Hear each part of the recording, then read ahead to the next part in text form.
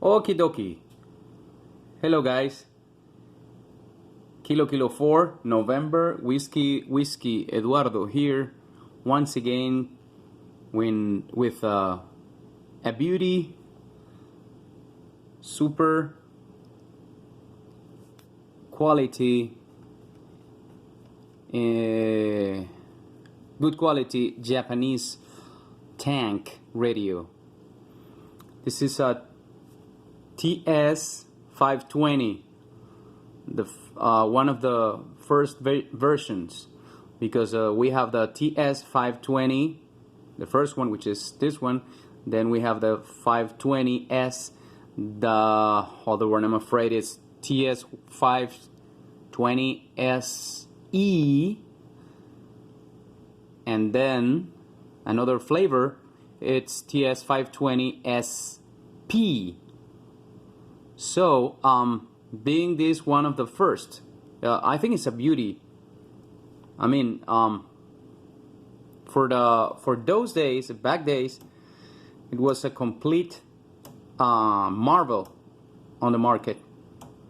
Plenty of stuff here, plenty of controls. Everything works in this radio. I mean, there's no faulty switches or faulty faders, potentiometers.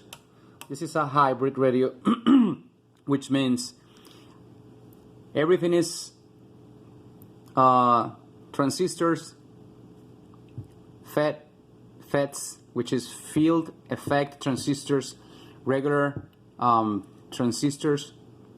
But the final step of the radio, which is the preamp and the amplification part, which is the cage back here, it's with tubes, which I like it. So when you buy something like this, no matter how beauty, this is like pristine condition, like mint condition, inside and outside, you need to change at least or test it the capacitors, the electrolytic capacitors, because they get aged and they lost the capacity of sustained capacity. So I have written in many places in the internet that we need to turn it on, like not from zero, like years being placed in a storage or something, from 0 to 120 volts like this, because you can blow certain parts of the radio.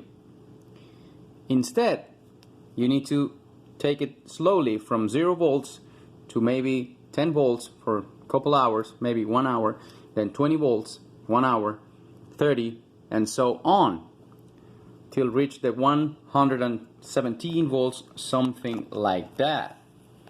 So, this being said, this is a device that I just bought through eBay, which is a VariAC. A VariAC, it's basically a variable with this thing here on top, AC, which is a alternate current. So it's a transformer that you can start like bringing up from 0 till 100, and this is from 0 to 130 volts, maybe 150. We don't want it up there, so we just turn on the radio and I started with 10 volts AC, of course, and I set a timer for 2 hours. So every 2 hours I'll be increasing the voltage 10%, and I think about 50-60 volts in that threshold, we must be able to see lights coming on from inside of the radio. Maybe the red one up here, the LED, or the backlight of the S meter. So let's see what happened. It's on already. So as you see here, it's on. Let me turn off the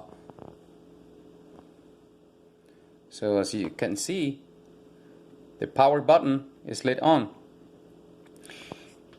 And here with the needle, you can follow the voltage. It's not very accurate, so I'm using a voltmeter, a good one, to be monitoring the increase of the voltage. So that's it for now.